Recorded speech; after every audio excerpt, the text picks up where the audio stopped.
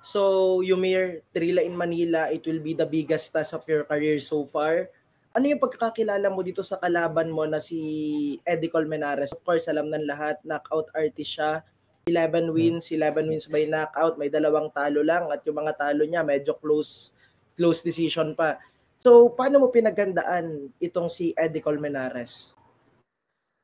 Um, ito, pinag-aralan namin sa training, pinapanood namin, and then tinitingnan namin kung ano yung mga power punches niya, kung paano siya lumaban.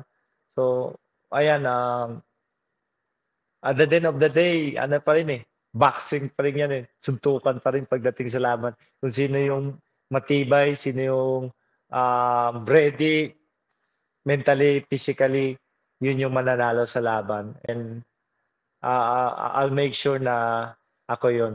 So, ayun.